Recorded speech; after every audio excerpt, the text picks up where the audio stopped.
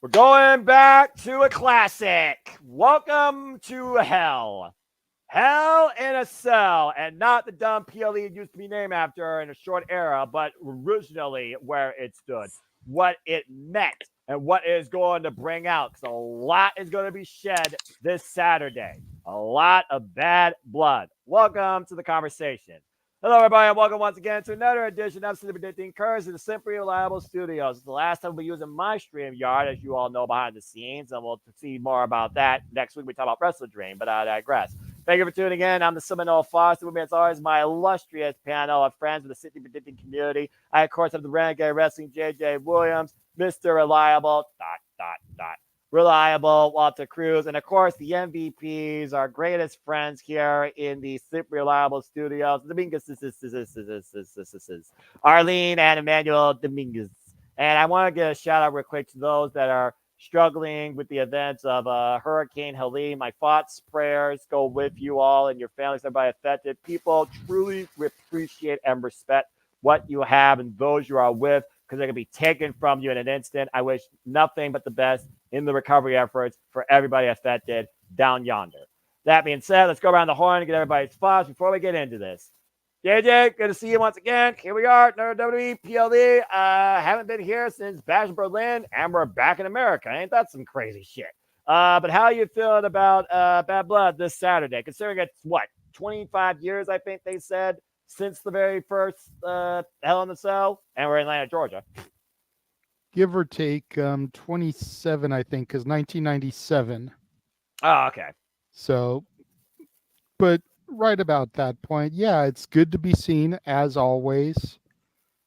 Looking forward to this. I'd say my excitement level is about a 7 or an 8 out of 10. Mm-hmm. There's definitely some matches here that I'm looking forward more to than others. There's definitely some head scratching moments ahead, matches that could go either way. I do think it's interesting, though, for the way that we and others in the IWC have been complaining about the lack of women's matches on the show. Both of the championships are being defended. The only championships that are being defended are both women's titles. So kudos to them for that, almost like a big, double bird salute, Austin style, to the fans. We hear ya, STFU. Granted, neither one of them is going to be the main event, and there's definitely a coin flip for what the main event could be. Right.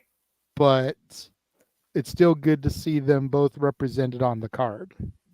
Well, I'm all about representation. I'm also about quantity over quality, but I'm also about reinvention, where I almost feel like I should go like Ben Stein when we talk about those matches. Maybe I will, and without a $50 follow-up. For my game show gurus, you know. But good to hear, JJ. And yeah, it should be interesting this Saturday, as you see what I have in the background here, as I always like to personalize. That being said, Mr. Reliable, you'll be doing that soon enough, starting next week. But good to see you here once again tonight on City Predicting. How you feeling about Bad Blood this Saturday? I'm about 7. Yeah, I say 7. There's definitely a 3-match card for me. There's 3 that I'm really looking forward to, and the other 2 I'm like, But other than that, yeah, I'm ready to call it. I'm waiting for Saturday. Insert Pete Dunne shrug here. Exactly. And as always, they are in head-to-head competition across all the leagues I host, particularly the WPLE. It is the MVPs, the greatest friends, the greatest donors, the greatest spenders of my dignity. Arlene and Emmanuel Dominguez. That being said, ladies first. Arlene, good to see you once again. Always appreciating you having you part of the conversation. How you feel about this Saturday, the return of WWE Bad Blood? I think I kind of have an idea how maybe some of the matches are gonna go, just like JJ. But I think I have like some theories too. So we'll touch base when it comes to that.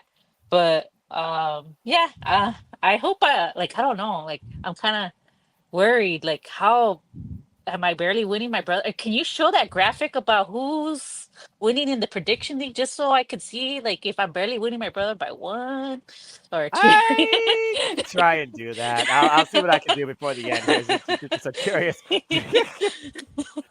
I'll see what I can do. But I appreciate you, Arlene. And I'm sure, like always, to a fair lady, there is sometimes a disgruntled man. In this case, the siblings. We have Emmanuel. Emmanuel, good to see you once again. How you feel about WWE Bad Blood? I mean, if it was me versus my sister, that's a pay-per-view worthy match because we had bad blood since we were little. So. Well, that's just called family, but fair enough. All right, well, fair. It seems like everyone's got a simple analysis. I kind of agree. The fact that we're bringing back this name, it's kind of cool, but I don't expect a special set. And it is one of those things where the card does seem a bit underwhelming because, yes, we do have that representation, but it's rematch and it's a match with a little bit of suspension of disbelief in each, considering a stipulation and a circumstance that could happen or is happening. And then, yeah, between the other two, you wonder which one is going to close and which one's going to open because that makes the most sense to me. But considering only one match involves this thing, 9 out of 10, this closing would not surprise me. But that being said, without further ado, before we get into stuff, just a couple of things, folks. Your opinions matter too. Please let your comments and your predictions be known in the chat as well. Yes, I host PLE Predictions Leagues for WWE, and there will be a forum once the stream concludes. It'll be in the comment section down below. It'll be on my Simple YouTube channel. It'll also be at the end of NoDQ's official panel. That'll be tomorrow night. So stay tuned. Say to NoDQ.com as Aaron Whip and crew will also do their own form of predictions. And again, you will have literally till kickoff time to make them official as I allow you to change them. So now that I got the formalities out of the way, I think without further ado, gentlemen, lady, and everybody that's tuning in, whether live or on demand, shout out to the live folk. Thank you, Matt, for tuning in and letting your voice be known. Let's get right into it. This honestly might be one of the simplest dinners we've had in a while because, believe it or not, folks, we have five matches. No, I am not doing a spin-a-rooney. You can't do that on carpet. We have 5 matches here for WWE Bad Blood. It has a special start time considering it doesn't want to apparently overlap, or maybe not overlap as much, with something that this man will be covering, UFC. I believe it starts 6 p.m. Eastern Standard Time on Saturday, courtesy of the Peacock. So adjust your schedules accordingly. And again, if you want to not deal with advertisements and piss poor trivia, just fork the extra $6 and go with premium because golly, does the free service suck. But anyway, let's go ahead and get right into it. Got 5 matches here, and as JJ alluded to, 2 women's matches. Now, there's one match I know he cares more about, and there's another match I know that there's a little bit about, considering who holds the gold. And I think I pretty much Gilbert Godfrey, Jeff Ross roasted her ass at 1.2, so I'm not going to go there again. Let's go ahead and start with this match that JJ has a little bit of interest in, despite the fact circumstance of a rematch. Let's start with the women, because ladies first. Why not? And JJ, you'll start this off because you talked about it subtly. Let's talk about the WWE Women's Championship as we have Nia Jax, the queen of SmackDown, who beat Bayley for this title at SummerSlam. And this will be her first defense on PLE, to my knowledge, defending against the former champion, Bayley. These two have really been fighting forever, ever since freaking NXT TakeOver London. But the other caveat is, will we see it become tippy time? Because Timothy Stratton still holds the Money in the Bank briefcase. And of course, we know Bayley earned this opportunity, beating Naomi in a number of contenders match after both women pinned Nia Jax prior in a tag match, and nothing was settled. And while Naomi might say she's amazing, I dare say her 2021 has been anything but that. So maybe it's time for a change for her, besides the fact that we may want to change in this championship. But that's just my open-ended analysis. Let's start with JJ to set the precipice, and we'll go around the horn and get everyone else's thoughts. So, JJ, what do you think happens with the WWE Women's Championship? Do you have Nia Jax retaining, or one way or another, does she lose it? I definitely see Nia Jax retaining, and I know that's going to, be an unpleasant decision for a lot of people, but you don't build this comeback story of Nia Jax just to have her lose it back to Bayley. Bayley's reign was lackluster since defeating Io Sky at WrestleMania. He's like, "Yay, you won, but we don't care because you're not doing shit with it." And why'd you win again? But I've got Nia here, but I'm not really looking forward to the rematch. I don't think it should have been Bayley, at least not so soon. I think that Naomi should have won the match, or they should have gone with a triple threat, made it a little bit more interesting, especially since we do, in theory, have the Bloodline Civil War looming, and Nia could easily be slotted in with Solo's crew, and Naomi could be slotted in with Roman's crew. Case in point. You know, I do think that we're going to see another side of Naomi here soon. I don't know if it's going to be a full-blown heel turn or just embracing some aggression, but I don't think we're going to get it this evening at Bad Blood, and I don't see a cash in either. We were saying it before we went live. They're going to save Tiffany's cash in for something major, and I realistically don't see them pulling the trigger until Rumble earliest. Because if you think about it, they've made sure to market those Money in the Bank briefcases. Christmas is around the corner. You don't want to pull the trigger on a cash in before Christmas, lose the opportunity to make money off of that at the holiday time. That's fair. That's fair. And again, marketing. We are the marketing juggernaut. Damn it, money. All right. And before you pass it around like some good weed, Natalie wants Bayley. And I want to give also, a shout out, of course, to the most gentle voice of the network, still a WWE fan. I look forward to her re-engaging in the shenanigans maybe someday again, but I know she's probably dealing with school and our stuff. I wish her nothing but the best on behalf of the entire Starbucks Studios. She did want to be here, but it's Rosh Hashanah for the Jewish people, so she's celebrating tonight. Oh, well, respect. All right. Okay, so we have 2 for Nia Jax and no cash in. And because I know Natalie is Bayley. Oh, I'm sorry. Botch. So it's split right off the get.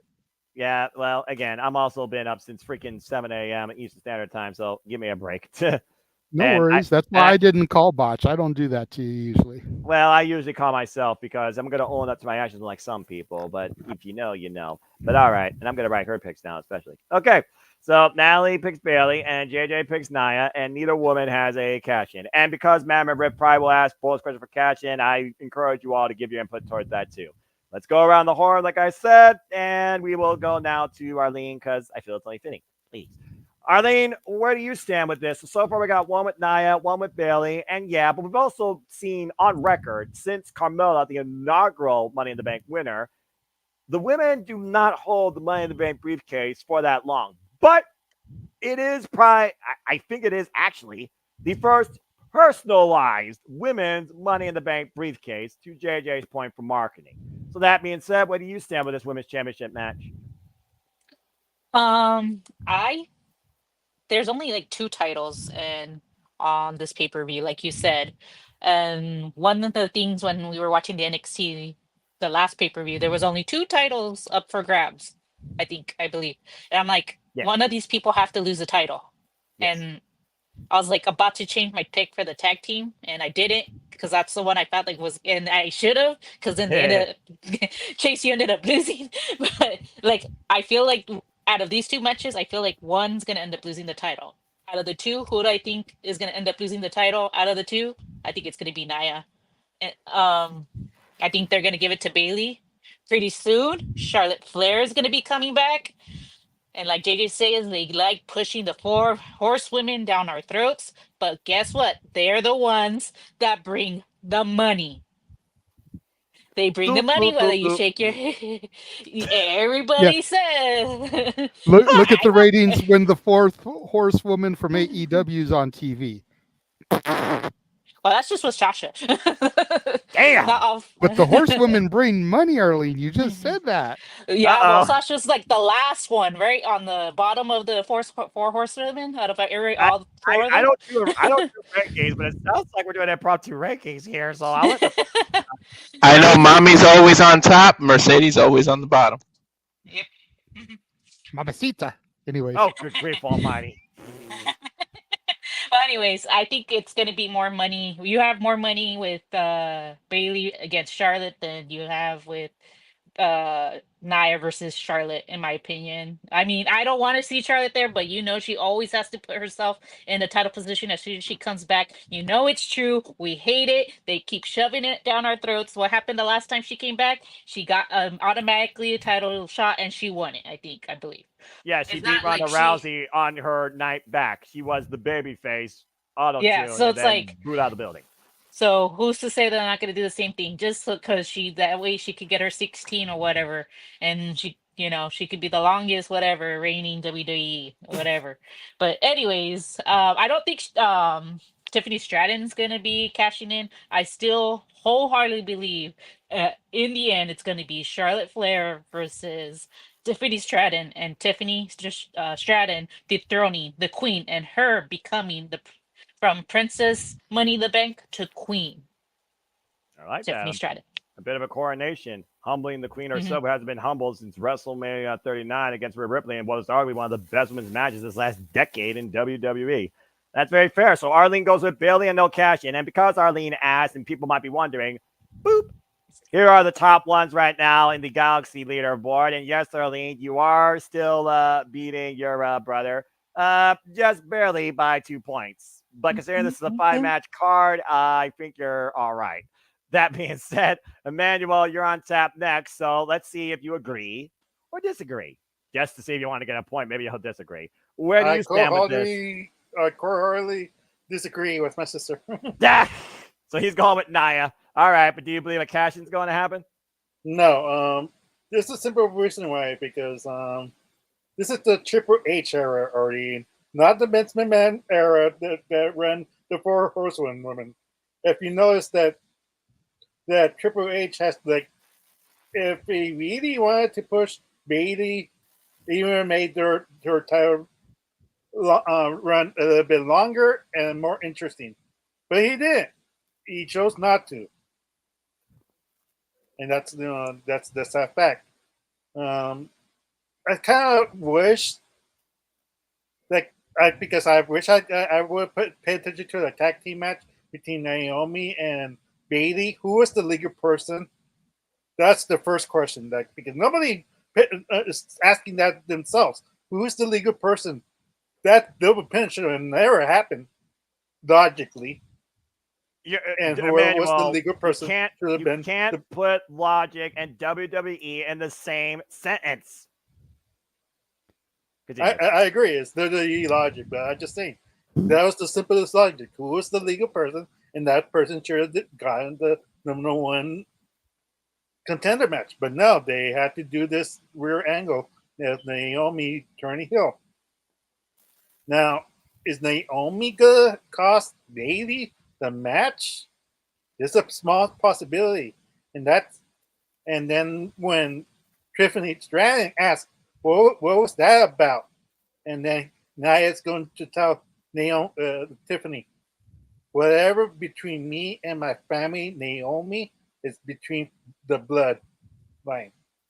Anything else is none of your freaking business." And that's how you. Okay. So he's trying to bring Naomi and Nia together. And considering Naomi and Tiffany's initial SmackDown feud when Tiffany was signed to the Blue brand, outing out Tiffany, that's a unique way to try and turn her into a proverbial baby face. And also build maybe a female bloodline in comparison. Interesting thought process. But in the bottom line, he's going with Nia. So we got 2 Nias and 2 Baileys. I know which 2 I'm going with.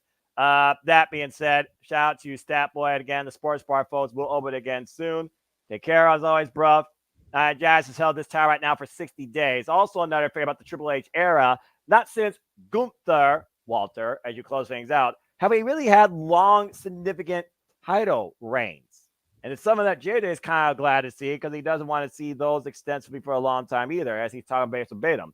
But Emmanuel does bring up an interesting point, and like we talked about Money in the Bank. We talked about, Bayley and her lackluster run. We talked about Nia and this redemption run, but what is she doing lately? But also Naomi. What does she need to do? Does she need to be part of the bloodline? Need to be part of the bloodline Civil War? Does she need to turn heel? I think at least one of those questions you should say yes. But again, Walter, where do you stand with this? Who leads with the title, and do you see a cash in?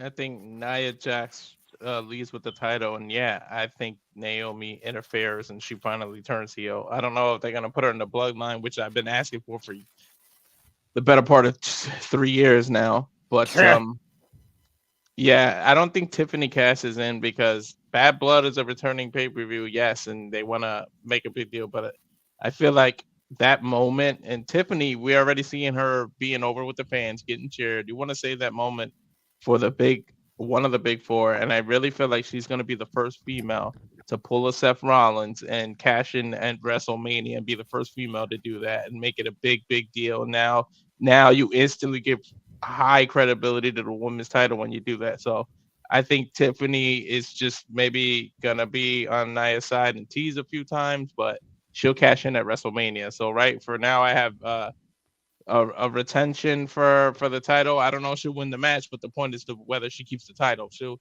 keep the title, and I think Naomi's gonna turn on Bayley. Fair. And again, for those that don't know, our predictions leads go about the champions that are declared and leave. Declared and leave. And not or. If you are the champion, that's where the point stands. Period. That being said, before we move on, Arlene, you have an additional thought?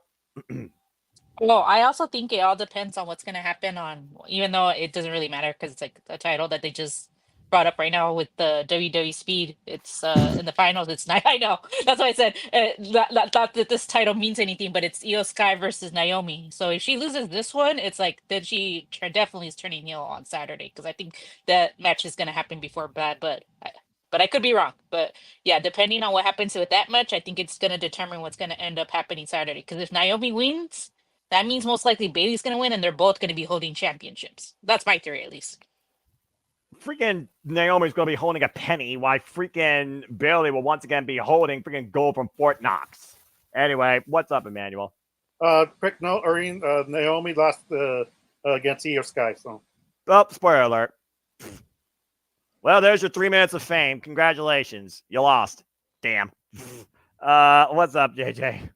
I did want to touch real quick on what Arlene said about Charlotte Flair. Uh-oh. I feel like there's more money to be made with Charlotte and Nia right now than there is with Charlotte and Bayley. Because of the fact that Nia is on this comeback story, because of the fact that when Charlotte comes back, she's going to get that babyface pop reaction until she gets thrust down our throat. And if Nia is still champion, she still technically has Tiffany as her backup plan. And you have Tiffany try to cash in if Charlotte defeats Nia. And let's not forget the last time that Charlotte and I were in the ring, their match turned into a straight shoot where it looked like legitimately one was out to injure the other. Whether or not it was Nia or Charlotte, that comes down to special disbelief. But things did not go well post that. So, again, call on Bad Blood. I mean, it would be very fitting. But I think at this point, like I said, with wrestling, with predictions, predictability wrestling is not always a bad thing. But also sometimes think with your mind, not your heart. You know what I feel about when it comes to WWE in general and the women's divisions on the main roster. But bleh, it does make sense because there's more special disbelief with her still as champion. Because you're not going to have Tiffany cash in on somebody less than Nia at this point based on this relationship. That's got to be the big angle. So I have to go with Nia retaining. And because of the marketing thing, because WWE is the marketing juggernaut, God forbid, they haven't marketed toilet. Oh, wait, they just did. Fucking hell. I got to go with literally Tiffany still holding that briefcase, at least for the holidays. So I agree with the majority that say Nia Jax retain, and I agree with everybody here that no cash-in happens. Simply put, Nia retains. Bleh. All right, well, let's go ahead and move on from there. Walter, you're next for this, where we'll see where judgment lies, who's found guilty, who's found innocent, and is it cause and effect for the Terror Twins?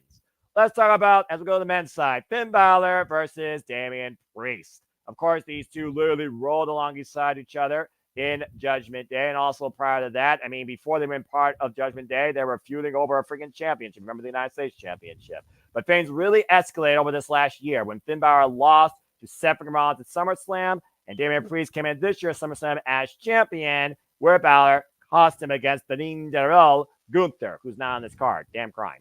But now we've seen Balor lately oust not only Rhea Ripley, but Damian Priest from Judgment Day, and has recreated with Liv Morgan, Dominik Mysterio, and Carlito. He's there too. So it's a one-on-one match, but something tells me because of the vendetta and because of the numbers, it is not going to stay one-on-one. But I also wonder where this plays on the card, and do we see the likes of Rhea Ripley getting involved here on behalf of her Terror Twin, especially since Damian Priest and Rhea Ripley won at Bash in Berlin in mixed tag team action. Finn Balor wasn't involved, though. That was Dominik Mysterio and Liv Morgan. So, Walter, where do you stand with this, knowing that Finn Balor, for all it's worth, is still a tag team champion, is trying to literally lead this new Judgment Day, and literally is trying to make Priest, pay for everything. And to this point, people can correct me if they want, I don't think this new Judgment Day has gotten the better of the Terror Twins yet when it comes to bell-to-bell action. Yeah, they haven't, from what I can recall. But I think here, this is the first of, even though it's Bad Blood and that's the first match they got, I think there's a couple more matches left in this rivalry to continue for the Bad Blood to spill over. So usually in that scenario, the heel wins the first one. I'm going to go with Balor here. I think it's just Judgment Day plays a factor. There's no stipulation in this. There's no nothing to stop Judgment Day from interfering. So I do think it's going to be that messing around, even if Rhea helps Priest, it's still going to be 2 against 4 or 5. So either way, Judgment Day can do what they do best and cheat their way, but I think Balor wins here. Like street trash. Mm-hmm. What a horrible, stupid idea from Back Creative. That being said, Manuel, again, for Finn Balor, it's almost like he needs to win here. Otherwise, what was the point of him taking over Judgment Day and turning on Damian Priest if he can't even get the better of the man bell to bell? I don't think even a disqualification will give Finn Balor any street cred, if we're going to call it that, over the former Campeon. So, do you agree with Walter here? Do you think Balor wins? Yes, on paper, yeah, the Judgment Day really needs these 2 victories between the Terror Twins. That Balor, and like Balor needs to solidify his leadership, because if he loses, he's gonna look like a chump. He's gonna look weak, and we don't want that if this storyline is going to continue. I mean, like right now, Priest is like wrecking the Judgment Day like 1-4, and he's beating them. It's kind of embarrassing. Yeah, and it's like illogical. Like I never seen that kind of beatdown. Like if it was Austin, this is the corporation. Corporate ministry. I remember all those type of different beatdowns. Who did Austin not beat down? That's fair. So 2 for Balor. So far, the Prince hasn't missed. Arlene, is it 3 for 3? Again, Damian Priest, who was the World Heavyweight Champion after cashing Money in the Bank at WrestleMania, I thought he had a pretty decent run and really held up to the fact that he could be a champion and a fine champion for in this company. And again, Finn Balor, tag team champion right now. And at this point, I don't think Damian Priest is looking to take that tag title off him. I also do think since the Bad Blood, when JD McDonough was kind of impromptu welcome into Judgment Day by Finn Balor, teacher and student, I think that also might come ahead here, and I think JD might come to Finn Balor's aid. So where do you stand with this? I think what the problem with this pay-per-view is like there's so many possible like things that could happen, like so many people like interfering, possibly coming back, and it's gonna be like too much. You can't do too much. So I'm hoping in this match, Finn Balor wins fair and square. He doesn't have Judgment Day there, because honestly, like based on the other matches that are coming up, they're like the first match that we talked about, maybe Naomi Tomi Hale. Then you have Judgment interfering. It's like this, and then there's like other matches where like there's gonna be a possible return in the Liv versus Rhea match. It's like it's too much, and then a lot of the returns are gonna be overshadowed by other ones, and it's like you. That's where I find the problem. So I think in this match, Finn Balor needs to prove that he's the lead, that he took over the leadership and be the leader by himself without Judgment Day coming in. Is that going to happen? No. I was saying, it's the I heel we're talking about. Just saying, a yes, heel leading your group. exactly. But that I feel like that's kind of where it has to go, because I feel like the way people are speculating, there's going to be too much going on, and it's like people are going to be like, oh, boo, like I don't know. I just feel like this, in this case, this matchup just needs to be just Finn Balor, Damian Priest, to see who wins.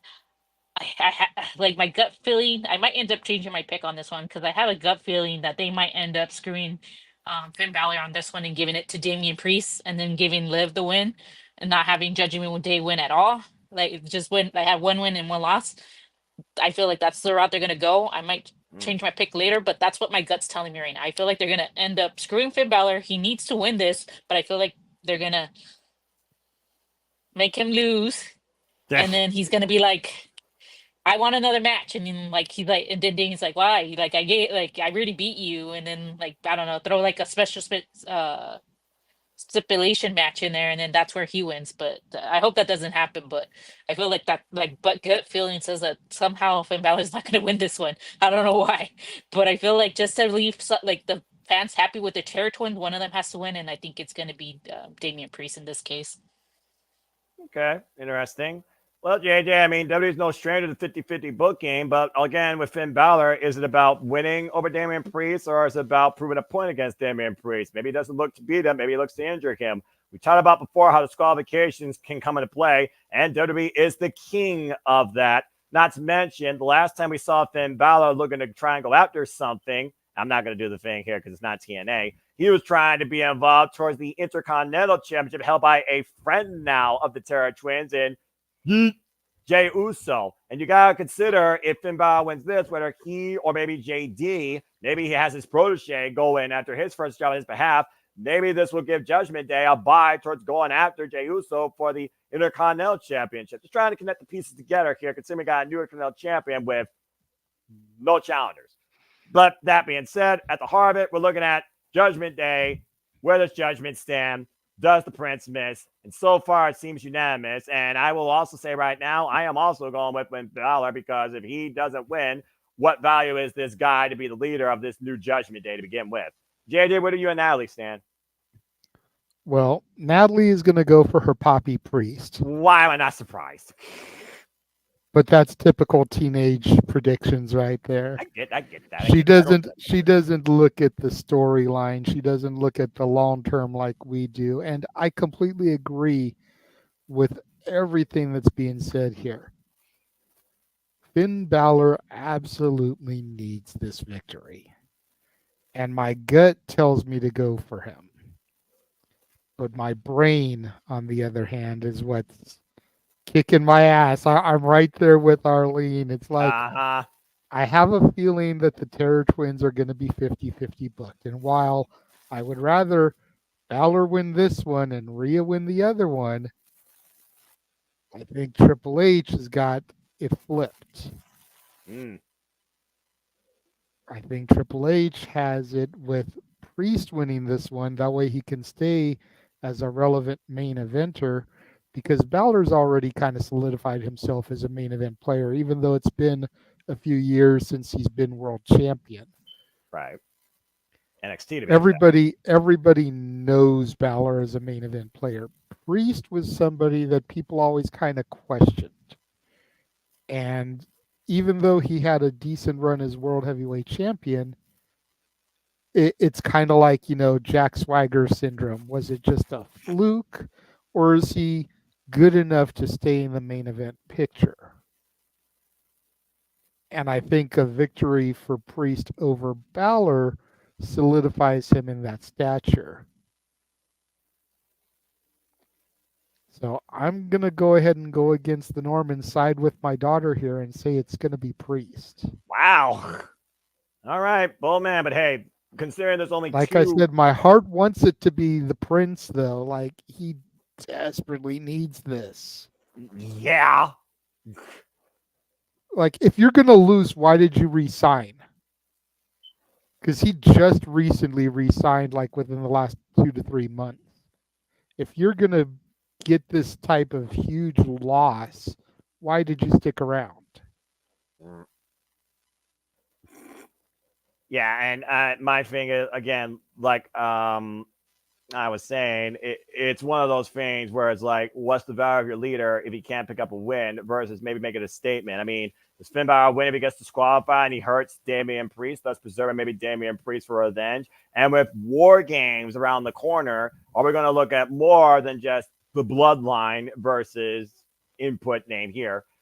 And I also just want to point out, if you are, of course, trying to win the predictions, it's kind of near do or die time because there's only 2 PLEs left. Crown Jewel and Survivor Series War Games, and that's it.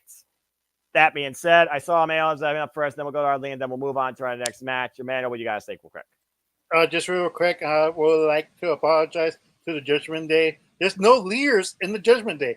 We forgot that, and we want to say our deepest condolences to the Judgment Day from the channel. Right. Insert crunk right here, quote unquote. Okay. Yes, Arlene, you got something to say real quick? No, I was just gonna say to JJ's thing where he was saying about JD McDonough maybe going after the Intercontinental Champion. There's a lot of theories going around that JD and Carlito are gonna get kicked out, and possibly Dominik Mysterio. And how poetic would it be if Dominik Mysterio pins Jey Uso? Oh Lord. That's the theory I'm just saying. That's going on Twitter. I'm just throwing it out there. I'm glad Arlene said something because I was about to make the joke. It is sad when Dominik Mysterio has been more successful lately than Finn Balor. Yeah. Damn. But And to say when that I'm telling lies. Yeah. This dude has his own toilet paper. No, lies Seriously. detected. Dude is I bet getting you- paid for people to wipe their asses with his face. This world we live in. And I bet you if they looked at the merchandises, he'll probably be number 1. He probably. I've actually looked that up real quick. Let's see. See if it's a top seller. Come back to me on that in a moment. Okay. But yeah, I just wanted to point At that the out. size of JD McDonough's head, I'm surprised he doesn't Ric Flair splat every time he just walks forward. Never been Ric Flair flop. Just wanted to throw that theory out there that's going on that it's going to be that they're saying that Dominik is going to be the one. And I mean, it's heel versus face. Yeah, I suppose that's true. And being a former NXT North American champion, he's already been a mid-card champion. So I suppose that can actually happen. All right. Well, that being said, yeah, God, that's freaking ridiculous. Oy vey, this company. Well, you talk about Dominik Mysterio, how thin a matter you kick things off. So while you look at if he's worth wiping your ass with, let's see how Rhea Ripley and Liv Morgan have Dominik Mysterio come involved with interference. Considering the fact he's going to be suspended in a shark cage. What the hell? But it's once again Liv Morgan, rematch. Liv Morgan versus Rhea Ripley for the the Women's World Championship. WWE names. Liv Morgan, of course, who beat Rhea Ripley, successfully retaining it at SummerSlam after the kiss her around the world, that 2-timing, backstabbing son of a gun. I saw it live at SummerSlam. It was meh, but I kind of saw it coming. Who didn't see it coming? After Dominik Mysterio basically has done what every teenager who feels like they have everything they can do against their parents, stood up to his mommy and turned his back on her and left her for the, the badass bitch. Better than her, apparently. These former WWE Women Tag Team Champions are now going one-on-one once again for the Women's World Championship. But this time, Dominik Mysterio is locked inside a steel cage. Now, I imagine it's going to be suspended above the ring. Maybe not. I don't know. What the hell in the cell? Probably would just be something they just have sitting on the stage. I imagine it's got to be far away from ringside. We're actually going to have a legitimate one-on-one decision. The bottom line, though, are we going to continue to watch Liv Morgan still be the WWE Women's World Champion, or is Mommy going to get the prize she never lost and had to vacate due to injury? And are you just going to see Liv Morgan pretzel pinned once again by Rhea Ripley, considering that was the end result at Bash in Berlin? Just saying. Okay, Manuel, you're on the bubble here. It's the other half of the Terror Twins. Do we get a title change, or is it still Liv Morgan that holds the Women's World Championship, despite Dominik Mysterio being restrained? You're muted. Botch. What? I plead the fifth. You motherfucker. Well, that's a first ever at Simply Predicting. Okay. Well, ladies first then, I guess, Arlene. What a freaking loophole. Arlene, where do you stand with the Women's Heavyweight Championship? Does Liv Morgan hold on to it? Does Rhea Ripley stack her up and regain it back, and is Mommy back on top? As much as I hate to say it, just like Polly JJ, because I feel like this is where he's gonna pick. Go ahead. It's a point. You know you're only 2 points ahead of your brother. Go Plead ahead. the fifth. Plead the fifth. You don't have to say it. You have to pick something. I have to go with Liv Morgan. There's this rumor that on Twitter, like it says, it's a rumor to get as it is, that they're talking about Raquel coming back and her being the one to help Liv retain the championship, which makes sense because Rhea injured Raquel. I heard about that. Yeah, so I mean, and there are like it goes back to the Twitter rumors that JD and Carlito's gonna get the kicked, and that maybe AJ Styles is gonna join because they were the Finn Balor and Liv Morgan and AJ Styles were the ones that said that they were gonna start the whole, taking down Judgment Day. But I just want to say before we move on to JJ, and I'll make this quick, there's just something with this storyline, and I'm like, it's really good. Like, I feel like Dom has ulterior motives. I don't know. Like, there's a gut feeling in my thing where it's like he's playing both sides, like a double agent, so to say. I feel like a lot of the times that they counter Dominic, they don't. If you notice, they don't really beat up Dominic as bad as the rest of them. Like, there was a time when he was just standing on the turnbuckle, and Rhea and Damian Priest were looking at him. They had the opportunity to destroy them. He had nowhere to run. And I'm like, I feel like maybe he informed them and they came up with this plan to make it seem like he's working with Liv and Finn Balor, but all this time he's still working with Damian Priest and Rhea.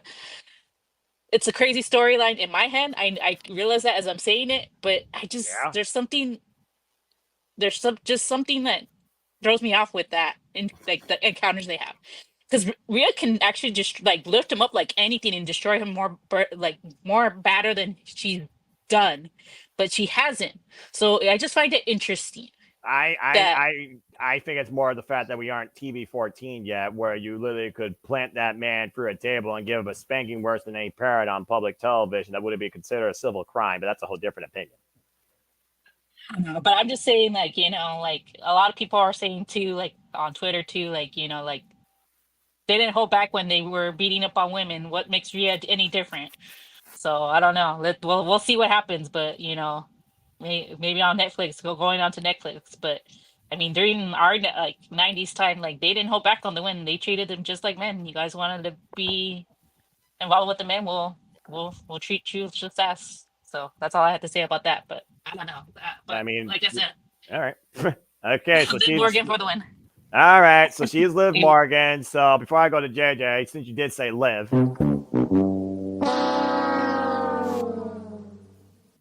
and I solely agree because you said the thing I was thinking about too, former tag champs as well and former friends. Got to give the women something to do when you're just throwing them together in tag and trios that don't mean jack shit.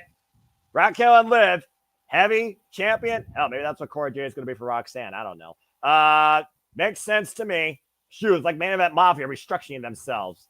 Only Main Event Mafia was far more better than Judgment Day and far more effective. Just saying. All right, JJ, go ahead. Your heart versus your mind, and what does Natalie think? Who am I kidding? I am not even going to ask about what Natalie I thinks. was gonna say, who do you think Natalie is picked? Dare I say Natalie ever goes against her mommy is the day this world is going to hell. That being said, JJ, Natalie going against mommy is like Walter going against Mamacita. that's accurate. Anyway, go ahead, JJ. What's your thoughts?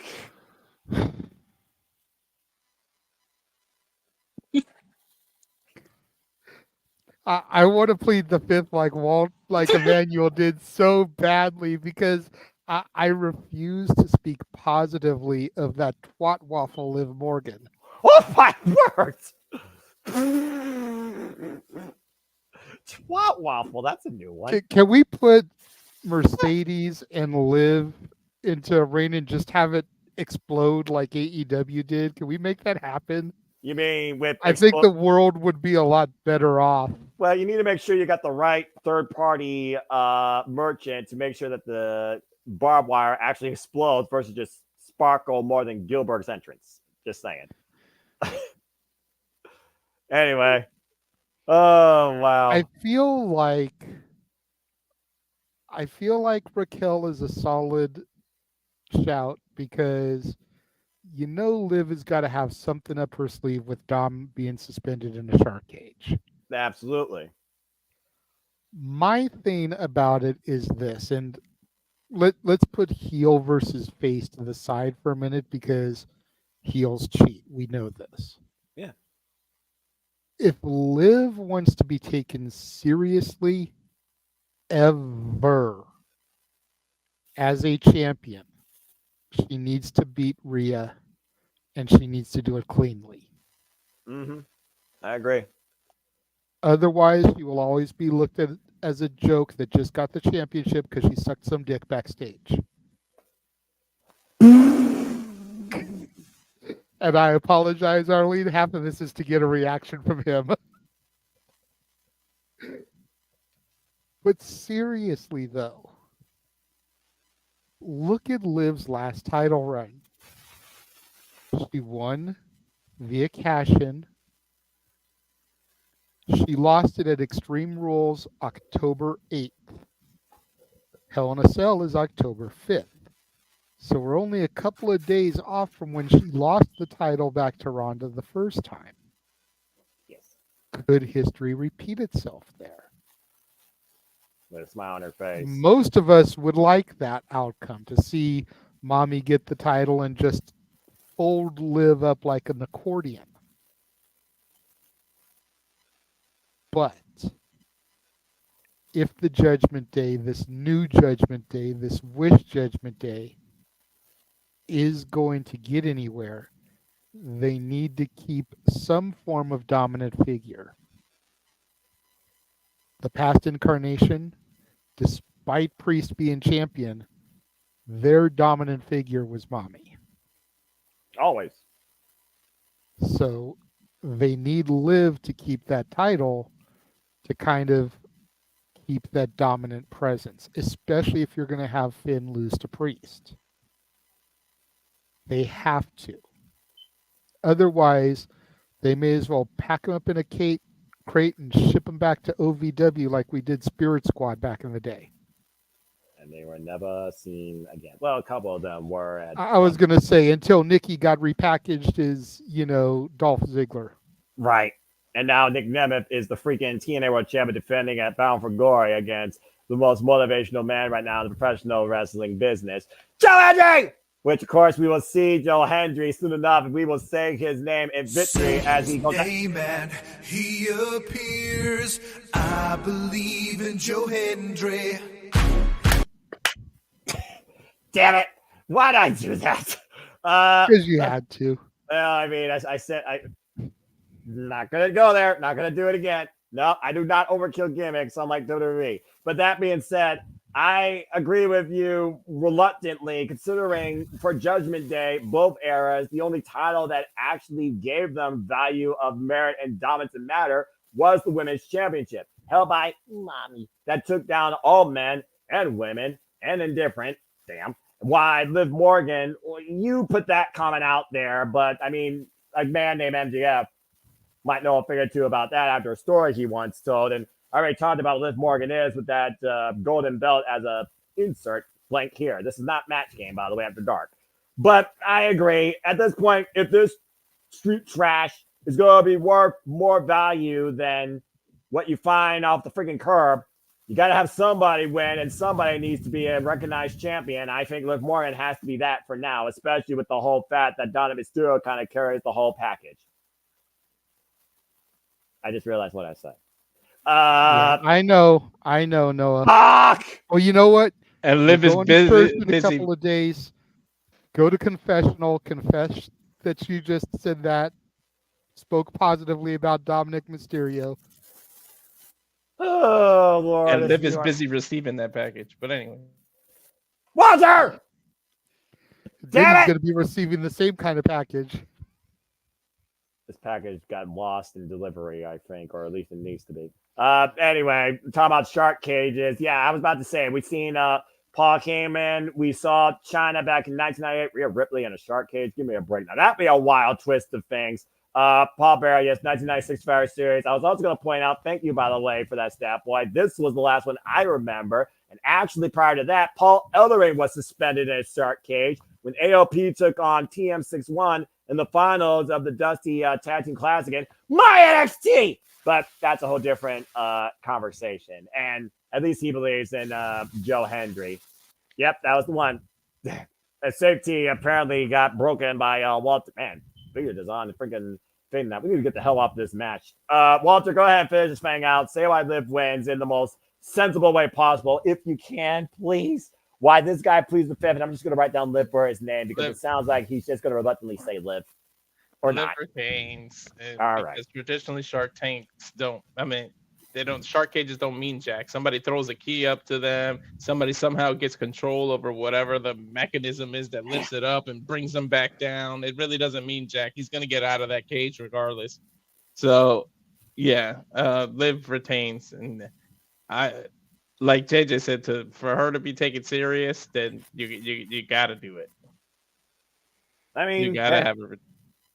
Yeah, if nothing else, it gives Liv Morgan more purpose. And Raquel, Rhea, we just saw two behemoths destroy the ring in Bronson Reed and Braun Strowman. The one injured their groin. I hope Raquel and Rhea don't injure their. Never mind. That being said, yeah, I think Liv apparently is going to be the unanimous vote. What's up, Emmanuel? You actually going to say something? Yeah. Now the question is, now what if this feud is over? I don't think it's over. I think it just goes in a different direction. If Rhea can't go after Liv, she can go after Dominik. And if Dominik feels scared for his life, then I guess Raquel can be child services. I don't know. So there you go. Besides, Raquel freaking planted Rhea Ripley out of NXT and last woman standing. I don't think we ever forgot. So, but to Emmanuel's point, once Liv and Rhea is done, whether it's Bad Blood, Survivor Series, whatever, where does Liv go? They've built up no other competition for her. It's all been about Rhea Ripley. I'm going to go out on a limb here, and this is just me going way out there with the whole idea of family values and betrayal. Why at 6? I'm going with Nikki Cross. Be something different. Or Alexa Bliss. Month of Spooky. Halloween. Wait a minute. Wasn't there one of those horrible dolls backstage in one of their segments at one point? It was. I think you just not answered this Monday, but the Monday prior. Lily was backstage in a Judgment Day segment. I think you just answered your own question. So there you go. All right. Ain't like they built up anybody else. Hell, Shayna Baszler had a chance, and Shayna Baszler lost to Liv clean as a whistle via freaking pinfall. So there you go. Okay, well, now that we got the undercard out of the way, for being perfectly honest here, let's get down to the real deal here. And since Harleen had Emmanuel's plead the fifth, we're back to JJ for this. And he doesn't have the title. But besides, there's a reason why Bad Blood has this wrapped around the freaking logo. Let's just go ahead and talk about this semi-main. Yep, I'm not putting the Bloodline in the opening or the main. They're somewhere else. JJ, let's talk about this because I don't know about you. Not in a million years would I say and acknowledge those two names together with an ampersand versus an opposite team. It's Cody Rhodes and the original tribal chief, Roman Reigns, together as a tag team against Bootleg Bloodline. Solo Sikoa and Jacob Fatu. And by the way, this is Cody Rhodes' hometown, Atlanta, Georgia. Just saying. The story that brought us to this point and the aftermath that could be ahead with War Games being the next event after Crown Jewel. Oh, how the mind wanders. And the fact that A, this is Roman's first match since returning, and B, Cody has beaten both Solo Sikoa and Jacob Fatu, no matter the circumstances. And I'm not going to say another word. JJ, it's on you. Who do you acknowledge winning this tag team match, and where the fuck do we go from here when Roman simply said to Cody, you're in my way in life?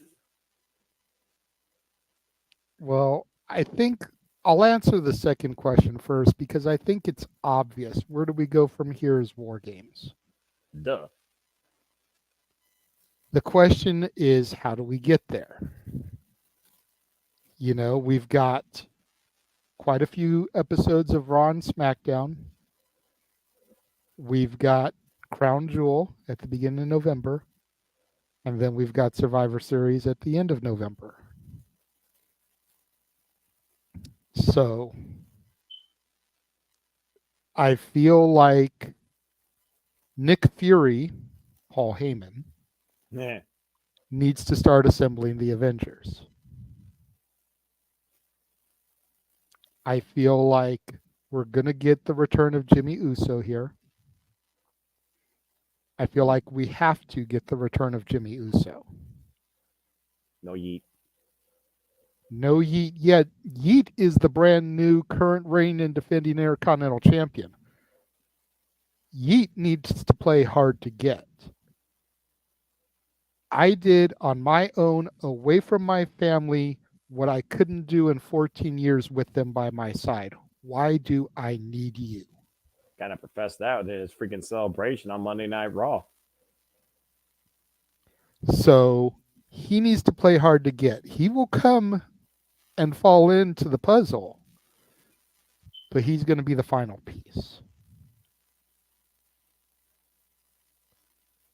But I feel like we get Jimmy Uso back here.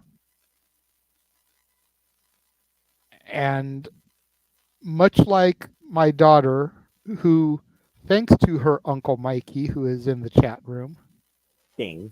is now the owner of an OTC t-shirt. That's right. Both of us acknowledge the American Nightmare and our original tribal chief. And I appreciate the fact that you threw this match here, because at the inaugural Bad Blood, there was a tag team match that preceded Hell in a Cell Michaels Taker. That's right. And I have a feeling that's what they're going to do here. Not that Roman Reigns doesn't deserve the main event, because we all know that he does, as does Cody. But there's way too much blood feud embroiled between McIntyre and Punk for that to get anything but a main event. Absolutely. And you should acknowledge your niece, damn it. He did. I know. I saw it pop up there, but I was speaking something else, so I had to get that in there. That's fair. But yeah, it's got to go to Roman and Cody. I feel like they're going to win. Then the numbers will get the better of them, and then Jimmy will make the return to make the save afterwards. Fend off Tama Tonga and Tonga Lola. Yeah. Mm-hmm. And that's why we need the Usos back together, so that we got the brothers to team against the brothers. The brothers, the sons of Haku versus this freaking Sons Sons. of Rikishi. Exactly. It's like, holy hell. That's a WrestleMania match waiting to happen most likely. And both of them are still alive. God damn it! Let's get Rikishi and Haku involved in this shit. Okay, now you're good. I don't I'm know. just saying, have them at ringside, bro. Okay, have them yeah, at let's say. ringside. Haku's still fucking crazy. I'm just saying. What do you mean still? Haku came out of the womb crazy. That this is accurate. Haku came out of the womb, grabbed the scalpel from the doctor, and was ready to shank a motherfucker. That's probably scarily accurate too. What up, King? Hi, King. Good to see you in the chat, bruv. All right. Well, I acknowledge. Take a King. nap on Saturday. We may need you to be on the shenanigans with Noah and I. Yeah, we get a 3-person booth for the first time ever and see what happens there. That being said, good to see you, man. Hope you enjoyed AW. I look forward to our next All Elite Watch Along conversation. But right now, we have JJ and Natalie acknowledging the OTC and the American Nightmare Cody Rhodes winning. I mean, at the end of the day, how the fuck do you have Cody and or Roman pinned in this situation? I'm just saying. Walter, I leave that to you now to talk about next. Where do you stand with this tag team match? I need to go get something. I don't even know how we got here in the first place. Like, it's amazing that these two are together, but I think you got to get to Cody and Reigns one more time. You got to do that rubber match. So you have them win here, and then you eventually kick Solo out of the group or something, and you have someone else take over, and then eventually reveal that Rock was the one pulling all the strings all along. So, but that's the future. So for here, I gotta go. Like we learned for the last 4 years, damn it, you don't bet, except that WrestleMania match, you don't bet against Roman Reigns, and we all acknowledge him. So I gotta say, Roman Reigns and Cody Rhodes for the win here. I mean, you know, the bloodline's going to interfere. The bootleg bloodline is going to interfere. They're going to do everything they can. But in the end, the WWE champion and Roman Reigns, they got to come out the big. Yeah, it's just one of those things where, again, we saw Sikoa, Cody Rhodes, I saw live, at SummerSlam. They already challenged each other for the undisputed WWE Championship. We saw Jacob Fatu be chosen by Cody Rhodes, challenge him inside a steel cage for the undisputed WWE Championship. Nothing happened there. You're not going to see Tama Tonga and Tonga Loa challenge either of these men one-on-one, in my opinion, unless Solo six the Tongas in a handicap affair or chooses to repeat this somehow and have them fight on his behalf as they worship their tribal chief, Grayson, quote-unquote. It's just ridiculous to think we are here. But how do you say Roman and Cody lose unless you do disqualification? And again, does anything get solved here? Is this the night where we're just going to throw all the match results out the window and just try and go for the moments and set a statement and not get a legitimate decision in a couple of these biggest matches on this card? This match, to me, seems like it could literally be that, considering the history of bootleg bloodline. Just saying. Emmanuel, where do you stand in this? So far, it's 1, 2, 3, 4. I acknowledge all of you for Cody Rhodes and Roman Reigns to beat the bootleg bloodline. Where do you stand? Well, I'm going to be acknowledging the new tribal chief, Sikoa and Jacob Fatu. What? Yes. They need this victory more than Roman Reigns and Cody Rhodes. And here's why. You guys are planning ahead, like war games, like and Paul Heyman, eventually the Avengers. That's nice and all if they won, but why? It would be more interesting. Roman and Cody can't do it themselves. They can't stop the unstoppable, who dominating in Jacob.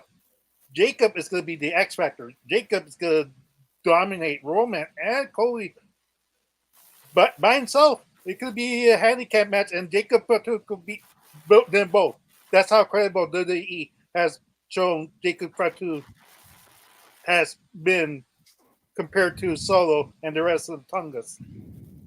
Excuse me, but that's the reality, because Jacob Fatu is the X factor.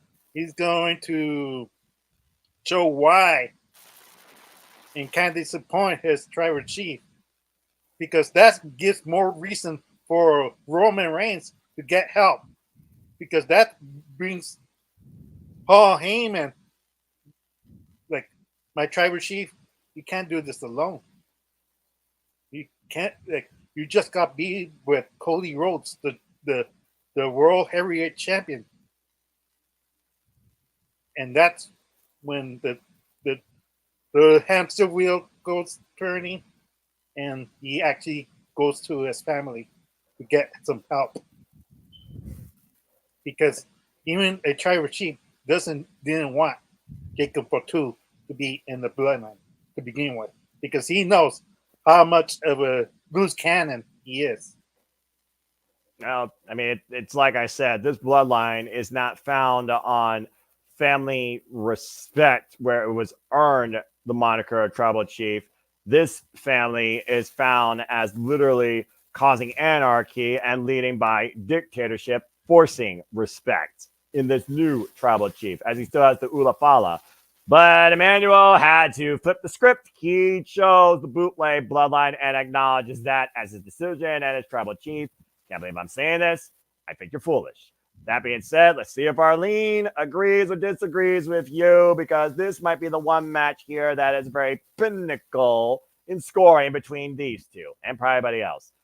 Arlene, Cody Rhodes, again, we do wonder after what happened with Kevin Owens and Randy Orton and the fact that maybe they're tired of dealing with this bootleg bloodline bullshit. We know Seth Rollins is back, and he said he always going to be Cody Rhodes' shield, Cody's sword. What's Seth think about this? Why they're on opposite brands. And you did talk about Jey Uso, JJ. But again, Jey, he was bloodline. As far as I'm concerned, you are blood for life. Because hell, he was born into that damn bloodline. But now he's finally being his own man. It does feel like we're starting to see what could happen with the pieces falling together for War Games and who could be alongside Cody, particularly as we have this first time ever tag team summary. And something tells me this should be a one-off, but I don't think it's going to be. But where do you stand, Arlene, with this tag team match?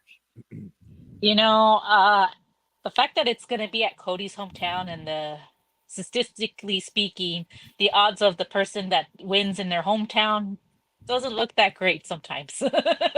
Right. You gotta think about it that way. So I'm like, would they actually make Cody lose at his hometown? That's one question. Now, a lot of people, I don't know if it's because you guys haven't been on Twitter, but I'm one of those people that are constantly on Twitter. And the thing that Cody said on the Pat McAfee show was, during the pay-per-view at Bad Blood, there's gonna be something in regards to the title and the next pay-per-view. So my thinking is, like, whoever wins, depending, let's say Roman Reigns wins, then Roman gets a shot at the title at the next pay-per-view. Depending, I'm assuming that, like, there's gonna be implications, like, saying about the title. That's what they said. And then another thing that happened during that interview also was that Pat McAfee asked, is the big guy showing up? Now, there's rumors that supposedly The Rock is going to show up. Cody's like, which big guy, which made people think, oh, Rock is actually going to be there. It could be Seth Rollins.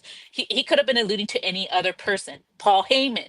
That's another one. I mean, Jimmy, I wouldn't consider a big guy because, like, you know, he was more on the bottom. But those are the names that came to my mind first. So then it got me thinking as well. I'm like, like, so my theory is, I don't think Rock is here to come. I think it's more like making Roman Reigns think that he's on his side. Like, let's say he helps Roman Reigns and Cody with the bootleg butt line and helping them win the match. And you're like, oh, okay, they're all happy. They're all, ooh, yeah. And then once War Games shows up, like, then you have Roman Reigns versus Cody. Because, like, let's say, you know, because we were able to win, I'll give you that title shot. Next pay-per-view, Rock turns on Roman. Then you have War Games. Now I feel like this is where you have Paul Heyman around this time join Roman Reigns. I think, and I've been saying this lately, Solo Sikoa, when we like, unless unless Rock is gonna do all the talking for Solo Sikoa, they need that mic person, that manager for them to make at least that team look strong, which I think Rock does. I still wholeheartedly believe though that Paul Heyman is gonna eventually turn on Roman Reigns. As much as people don't like it, I think that's my theory. Another theory could go like that. Let's say like he keeps the whole face thing going. There's other like the assembly of the Avengers. You got to also keep in mind too. Seth is probably not that happy with Cody. I just help you beat Roman Reigns. Guess who's not? Who else is not happy? Kevin Owens. He's not happy with Cody. Did anyone stop to think that this storyline affects other storylines? How is Kevin Owens gonna feel when Sami Zayn is recruited to help Roman Reigns? Dude, not only did Cody turn on me, but now Sami Zayn, who I helped get out of that bloodline, is helping the bloodline. No one's thinking that. Let's think about that. You have now a match between Sami Zayn, because he chose to help the bloodline, against Kevin Owens, who has been trying to stop this at its head. It's building other storylines for other people to not be happy. Seth Rollins against Cody Rhodes. Dude, I just helped you in WrestleMania, and now you're teaming against Roman Reigns. Another storyline in the near future. You're building future storylines by assembling these Avengers. It's one of those like kind of domino effects, basically like a Exactly. I think this is where Rock helps Cody and Roman win. He's gonna show up, but not to like not let them win, like beat them up, but to help them. But then he turns on Roman. I think he's got to earn that Roman trust. Like, okay, like he's got my back, and then bam, backstabs him. Paul Heyman, I feel like, is gonna end up backstabbing. Boom. You took everything from Roman, so that's my theory, at least. I mean, again, to that point, the one person they didn't talk about was The Rock, and the final boss. He said that the story with Cody and Roman may be over, but our story's just begun. He left him that piece. I guarantee it was a piece of Ula Fala in Cody Rhodes' hand. It's still to this day probably in Cody Rhodes' suit pile. We still don't know what's truly in that pocket, and we know that eventually at some point it's going to be Cody Rhodes versus the final boss. But whether or not he comes back from whatever he's doing right now remains to be seen. But again, WrestleMania season, sure to be interesting. Yes, man, before we move on to our main event. But it looks like everybody so far outside you is still going with Roman Reigns and Cody Rhodes for the win. Like a quick note, everything what Irene said, but it's when the new Tribal Chief and Jacob are beating up, then The Rock comes out. That's how you like for some odd reason he's backstage. So he's gonna come out either way, and he still gets the same respect. It doesn't necessarily be Rock helping Roman Reigns and Cody Rhodes, because necessarily they don't need the help. Yeah, I mean, again, Roman Reigns verdicts out there that he needed help in the first place during his other run. So, I mean, all right. Well, that being said, you're still the odd one out, and I also do think you're crazy. So, there you go. Walter gave his thoughts. Walter did. Yeah, I went around again. He picked Roman. I made sure everybody got their thoughts, and Arlene basically thought to us, yeah, as usually one of y'all do. You tell a story, tonight she tells the story, tonight he tells the story. Walter, he might tell the story soon enough. Let's go ahead and move on now to our main event of this very simple card. And Walter, you kick things off where we bring back the favorite structure of Satan. Red Creed of Hate? Well, thankfully, no, because that would cause me to rant. It is back, hopefully, in true, pure silver form and all its evil intentions. Hell in a Cell, where CM Punk and Drew McIntyre will finally reach their fucking end game. Jesus Christ Almighty. And to think it started with a bracelet and a man's family. It's CM Punk versus Drew McIntyre 3, this time inside Hell in a Cell. And the only thing that matters here is that apparently neither family agrees with this, but both men need to end this. And so we've come to this point. After we saw back at Bash in the Berlin, multiple goes to sleep, and CM Punk in the better Drew McIntyre with 4 corners. Drew McIntyre saying he's still not done with him, shoving that bracelet down CM Punk's throat, and once again, battering and destroying him. Drew McIntyre, of course, thought he was done. Exiled from CM Punk after that win at SummerSlam, with special guest referee Seth Rollins counted to 3. And apparently that was not to be the case. It has to end here. And the only thing that matters is who will either man be praying to. Will Drew McIntyre be praying to CM Punk, or will CM Punk be praying for mercy if he ever is going to be deemed worthy of it by Drew McIntyre, who's looking to end him as he showed up in a black suit, not only to prove a point, but also probably call it a funeral. All right, Walter, close this thing out. Close this feud once and for all. Let's get these two men finally separated from each other for Pete's fucking sake. Who do you got winning inside Hell in a Cell? Drew McIntyre or CM Punk? Yeah, I'm hoping this is the end of this rivalry.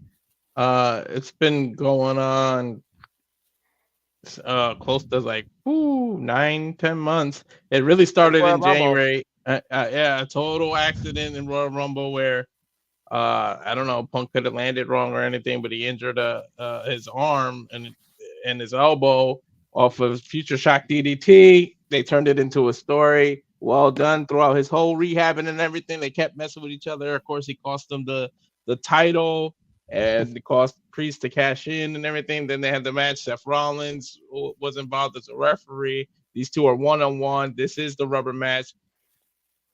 The rubber match has to be so intense that you got to put it in a cage. You got to put it in the cell with nobody else able to interfere, with anybody else able to do anything.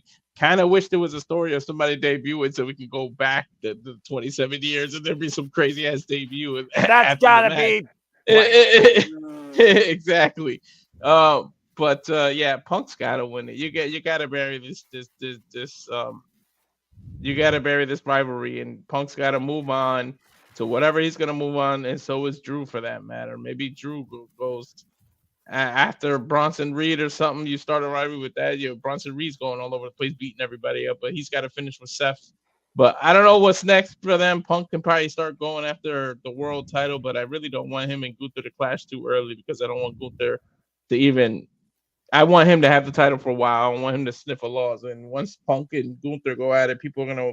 I don't know. Most people will want Punk to win, but I'm sure Gunther will have his people behind him too. But I'll be conflicted as hell if they put those two together. But I gotta say Punk is gonna win and then move on from here. From what? I don't know what they're gonna move on to, but you gotta end it, and please don't keep this done. It's over. It started with an injury, then went to a bracelet, then pride and everything. Enough is enough.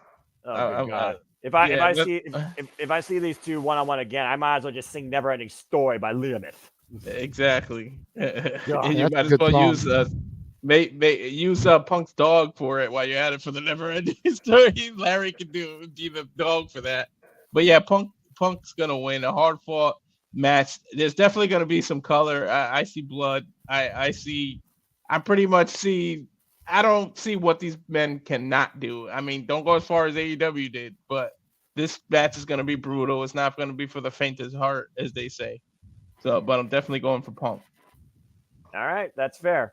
Well, let's go around the opposite way this time. JJ, we know that CM Punk, he still has bad blood with Seth freaking Rollins. That goes even deeper and further than Drew McIntyre, including the very first day CM Punk showed back up in WWE last year at War Games. Seth freaking Rollins just made his return this past Monday Night on Raw, costing Bronson Reed the last Monster Standing match. Why? Braun Strowman injured his groin. Man, the cost of victory. That being said, we also know right now it's time to figure out stuff ahead of the Royal Rumble season because, again, once we get through November, there is nothing as far as we know major until freaking February where we count down to the Royal Rumble in Indianapolis. And I don't know about y'all, but I sense CM Punk and Seth freaking Rollins are not too far away from finally getting their hands on each other. non-verbally. But that being said, that's the future. This is the now. JJ, where do you stand with this, and what the hell happens inside Satan's structure? Hopefully pure silver, as it will be reaped in both men's blood and flesh. See, I'm really torn about this. Mm. Because on the one hand, if Punk wins, then the logical choice would be for him to move to get to Gunther. Right. If Drew wins, then the logical choice would be for him to move to Gunther. Revisit. If Drew loses, where does he go? If Punk loses, there's plenty of other places he can get plugged in because he's a legend talent that can use his abilities to help get people over. Right. NXT. Drew's not exactly a young talent that needs to get over, but when you figure that the highlights of his career came when nobody was there, Drew could use a big moment. Mm-hmm. The haha side of me says CM Punk wins with the assistance of Larry. Damn. And everybody would pop for it, especially since they're selling Larry t-shirts now. Oh, jeez. But I think Drew's going to win. I think that a man that you name dropped who returned this past week on Raw may get involved. The first time he cost him, it was an accident. This time, it's intentional. This is personal. And that allows Punk to feud with Seth November, maybe on TV in December. Nothing in February for the Rumble. They'll probably both be in the Rumble. Yeah. Blow-off match at WrestleMania. While Drew can go after Gunther and can start building his way back to the world title.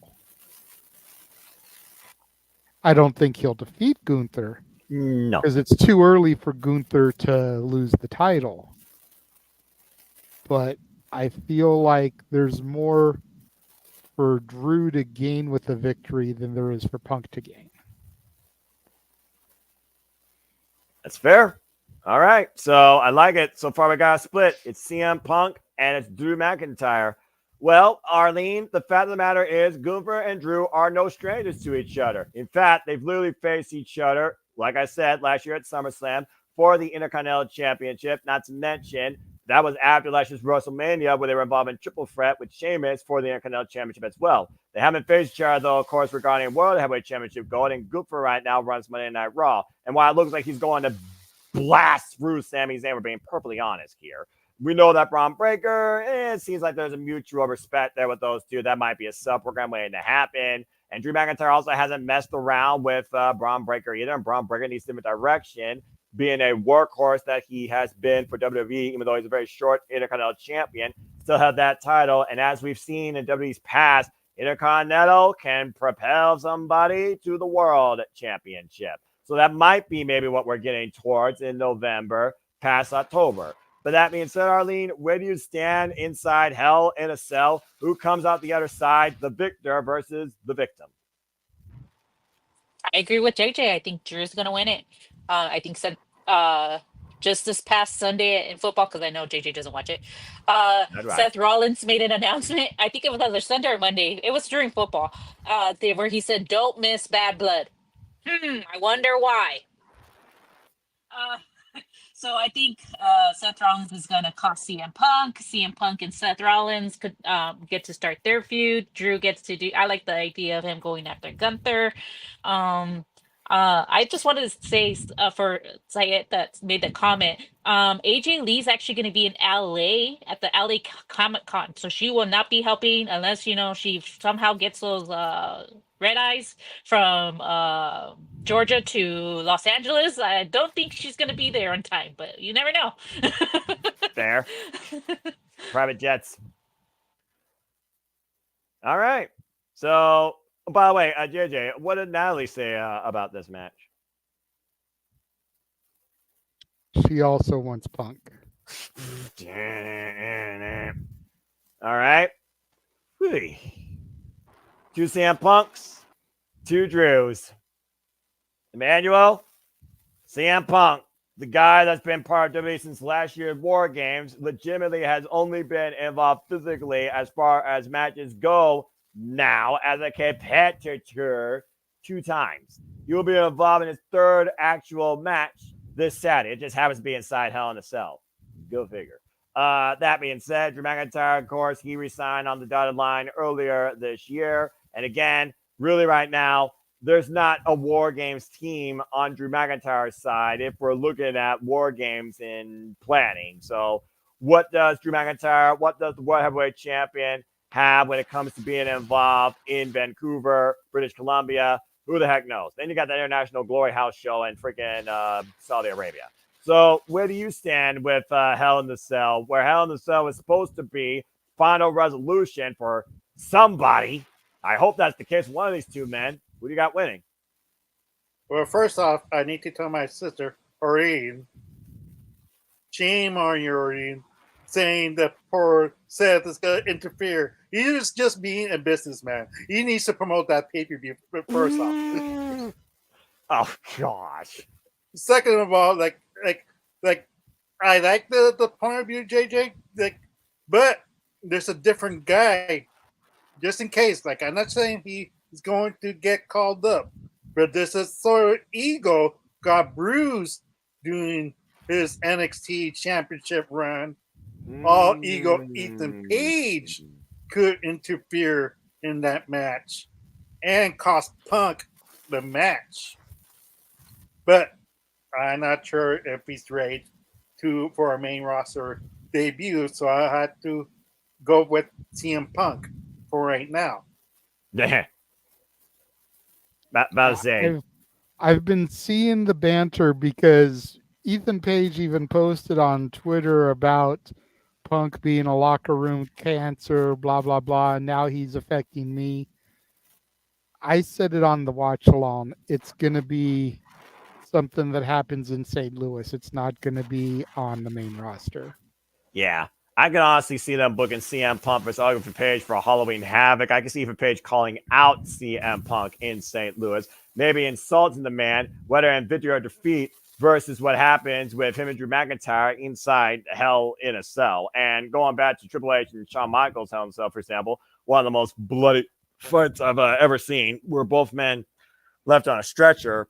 I don't think it's going to go to that extent. Plus, I do wonder how much wear and tear CM Punk can actually endure inside Satan's favorite structure. So it's one of those things, though, where I look at the future outlook of WWE. What's the bigger story? What's the bigger planning? You know, Seth Rollins wants to get back after the World Heavyweight Championship as well.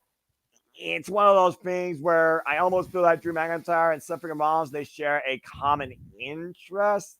But also, after Seth came back and curb stomped Bronson Reed's head and still ring steps, I think Bronson Reed might come back for a vengeance there. And that makes me wonder if Seth will get his hands on CM Punk. Clearly, I think the WrestleMania program is CM Punk and Seth Rollins. But how soon do you kick that off? That's my thing. Which is why part of me feels like in a sensible story where, again, like Arlene said, this has been 9 months. Enough of this shit. It makes sense for CM Punk to win. I think CM Punk is winning. So right now I have to go with CM Punk. What's up, Emmanuel? Before we conclude this thing out. Yeah, just a quick note. We don't need Drew versus Gunther again. It would be more interesting if Gunther faced CM Punk in Survivor Series for right now. That way, when he does lose against Gunther, he goes back to Royal Rumble thinking he's going to have another opportunity to defeat him because now he knows what he's expecting. and you could have Seth Rollins eliminating him, or vice versa, and that's how you build the feud between Seth and CM Punk. And honestly, and Rumble claim. that night, considering it was War Games last year where CM Punk showed up, how pathetic would it be 1 year later for CM Punk to get the chance against Gunther there and Seth to screw him there versus Hell in a Cell? Although we've seen people literally invade the cell as well. So it does feel like that Seth is going to screw Punk. I just don't know at this point if it's going to be Bad Blood or Survivor Series War Games. But I think it's going to be one of those two stages that catapults this storyline into WrestleMania. But I do understand where you're coming from. But that being said, pretty much everybody outside JJ and Arlene went with CM Punk. So we'll see.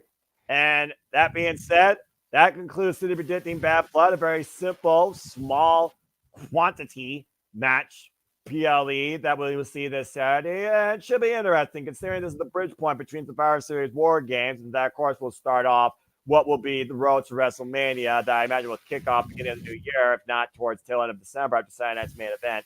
And then you got house show with Crown Jewel. But I think that's all we got for now. So again, folks, what your predictions? What your thoughts? Who do you think survives Hell? What do you think comes out of the bloodline? Do we get a return? Paul Heyman, Jimmy Uso, do we get a new arrival? Galeo. What the hell happens here? Are we going to get that's gotta be moment with somebody that shows up for the first time ever, not named Glenn Jacobs as a legend appearance? Let us know your thoughts in the comments down below or in the chat. And it's saying, if possible. That could be your big debut. That's gotta be Tala Tonga. Yeah, that gotta be set up for two. Armando, it's Armando. Armando Alejandro Estrada. I'm not gonna matter. I'm gonna probably laugh if he says, "Listen to me." Also, listen to me when I say that we are done simply predicting. Thank you all for tuning in. Again, good job, everybody. Good luck to you all. Again, the forum will be out shortly after this video. I'll be sending it to you all, of course, the simply community chat. So that being said, let's go around, do some plugs, and get the heck out of here, as it is Thursday here on the East Coast, and I am actually tired. I got to get ready for Collision on Thursday night. All right. That being said, Amanda, Arlene, always a pleasure. Good luck to both of you. Be friendly with one another, and I'll see you all soon enough on City Predicting again, and of course, we'll see you all in the chat for the Saturday shenanigans. Amanda, anything you want to plug and promote? No. Wow. Simply put. And again, Dominguez says, always love. Shout out to the Tilla, by the way, another friend. Please follow her at Ranges of Wrestling. Thanks for tuning in, pal, and safety. Thank you. Arlene, anything you want to plug and promote? I guess it's not really. Well, maybe it is considered promoting, but it is the start of flu season. I do work at a hospital, so try to unless you really need to go to the emergency room.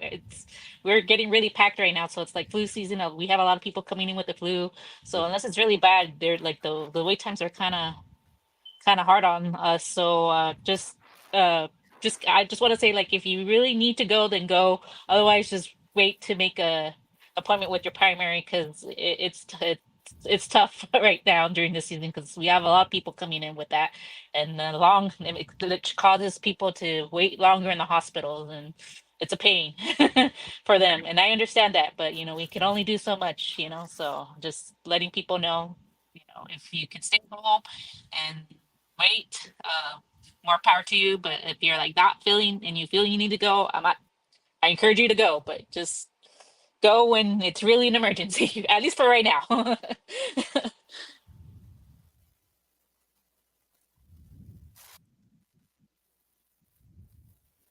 Well, I mean, also, protect your mentality, protect your health, protect your immune system, get a flu shot if it helps you, and if it's also required by your job, like me. So there you go. And yeah, always wash your hands. Well, thank you for that, Arlene. I appreciate you, and continue protecting lives and saving lives. Continue being you. All right, Walter, again, man, we've been busy. I know we're both tired because we're East Coasters. It's been a pleasure, bruv. Here's a simple plug for the last time, because this is the last time we use my StreamYard for the foreseeable future. Go ahead and talk about your stuff and the stuff you make. The Campfire Farms Instagram is the business one. The personal is walter.cruz.940. The X, Twitter, whatever, Twix, whatever you want to call it, is at Walter Alex Cruz, and of course the at Radio Wrestling YouTube channel. If you can, guys can watch the videos, give those a like, and share that. Share the videos. We are working hard and producing a lot of videos and trying to build the channel. So if you guys can give that a like, and that's it for me. And thanks for having me up here, guys. Yeah, always a pleasure, Walter. And I'll see you Saturday for our call of WWE Bad Blood. Again, folks, thank you for tuning in. Be sure to get your predictions and say yeah to NoDQ, support NoDQ. Check out Aaron Rip and his panel tomorrow night, courtesy of NoDQ.com on all social media platforms.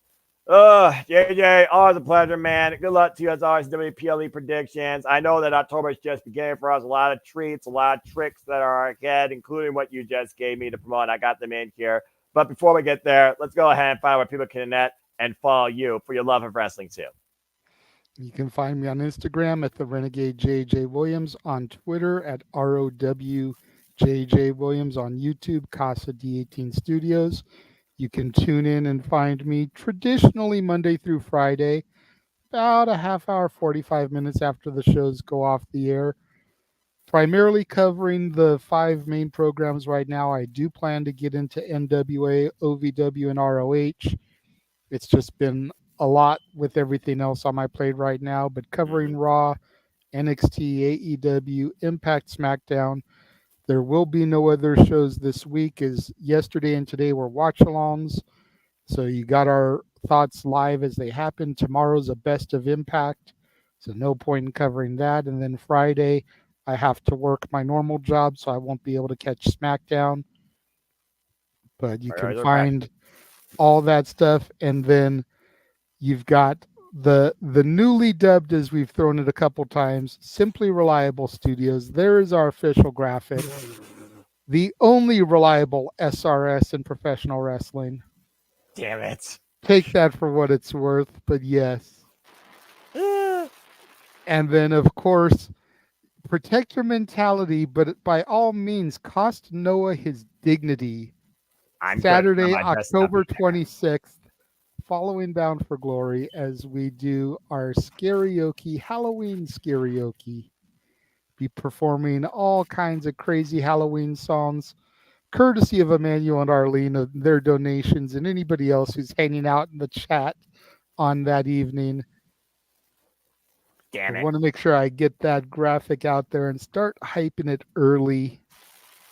Well, they'll probably put more money in this than they will in buying costumes for the kids that will be already off the Walmart shelves, spread out everywhere, or discount bag of candy. So there's that. Again, well, I mean, you may escape it this time, Noah, because I'm hoping. You very well could be at Bound for Glory. And if you're at Bound for Glory, then you won't be there for Scarioke. Look, I believe in Joe Hendry. I believe I'm going to try and get there. I don't know yet. It'll become official this Saturday once I know all my bills are done and my account's not overdrawn. So stay tuned for more on that. But that being said, thank you, JJ. And again, thank everybody that tuned in. Appreciate you all as always. If you want to know more about me, know this. I do this day and night, in and out, every day, every week, all the shows, all the brands, all things here at Wrestling. Shout out to W family on the social medias, because I truly am nothing more but a simple man, a lifelong fan of, even in a tired state, professional wrestling. Damn it. So follow me if you choose on the Twitter and on YouTube primarily. And then follow us through 1916 for all things wrestling. Again, shout out to W fam. And again, the Twitter, the Twix, whatever you want to call it, is where I keep up giving you all with the forms and the leaderboards. It's going to give it to you. And you can also, of course, let your opinions be known as I, of course, continue to, do things in and out here. Courtesy of Super Reliable Studios. Go to the YouTube channel to follow the playlist for everything that we do here at Super Reliable Studios, where you can also keep up with Prediction League leaderboards and also Prediction League forums and give you on Simple 7 for all the biggest shows we cover here in our watch-alongs. Check out the ACW View Impromptu playlist. New episode will be coming very soon. And, of course, please follow my friend Jade across the pond that continues to prove that Jade is worth more than gold. As we continue to change things up here in the don't forget to donate. Stop it! Damn it! Damn it! Anyway, don't forget to, again, show your love to the people, the victims of Hurricane Herlene. And also, we'll be back with the predicting. The month just began. There's still so much more. Next week, we'll be back with AEW Wrestle Dream, ahead of time, Wednesday night, time yet to be determined. Stay tuned for more on that. And then following that, like JJ alluded to, we go all the way towards the tail end of the month with TNA, Bound for Glory. Ring of Honor is unknown. And we also have NXT, Halloween Havoc, both on the same week, which means it's a double week. It's a double Simply Predicting week. Oh, good Lord, my brain, my mentality. But again, as I always like to wish and encourage and remind you and leave you with, there are no winners, there are no losers, there are no betters. Just fans with opinions with passion we all share. At the end of the day, folks, support one another, respect each other, protect your mentality too. Treasure your fans and gesture alive and enjoy professional wrestling. It's truly as simple as that. With that being said, thank you so much once again for tuning in. If you've been part of this or part of every fan today here at Live Studios, thank you all again. Please subscribe, comment, tell a friend. Hit the bell of the video live on demand on any of the YouTube channels here at part of Live Studios. Hit the subscribe button. Help us keep growing our YouTube communities. I assure you, our pageant is not leaving anytime soon, despite my voice letting up now. Been a lot of fun. Been a long-ass day. I got AEW ahead of me live tomorrow night. Should be a fun time. And I think now I bid you all find I do in British game show fashion as make the new normal. So that being said, Emmanuel, say goodbye. Bye. Damn it, you get that banner off. Arlene, appreciate you. Say goodbye. He muted. He just wanted to wait. There we go. Walter Cruz, say goodbye. Adios. For the Mega Wrestling JJ Williams, say goodbye. Bye, bye, bye. Not copyright. And it's also a goodbye from me. And until next time, we will see you, damn it, on Saturday night. Make a positive impact in life. And as always, have a good night. And screw you on the NSYNC references. Dadgum, that freaking band hasn't been relevant since 2000. Only person that actually made anything out of himself was Justin Timberlake. And the only reason I know that is because he had a few songs that my sister used to listen to. And it freaking got me ranting on pop music, post-credit scene about the freaking background music. Y'all had to do something ridiculous to get me going. Never freaking fails. Got me at the butt end of everybody's joke. Why? Because my dignity is apparently worth y'all's entertainment, and me ranting never freaking fails. Damn it. Make sure you tune into the Saturday Shenanigans this week if you want to see Noah do the NSYNC dance. $75. Shut it, JJ! You son of a bitch! NSYNC Tour 2025, please give it to us. No, damn it! No, there are some things that need to die. It's a real donation. Cry me a river. Oh, for the love of God, this is ridiculous, and my mouse is giving out. I can't push the damn button. You know what's more scarier than you singing Noah? Liv What? retaining the women's title. What a shame. Agreed. Oh man, the world I live in.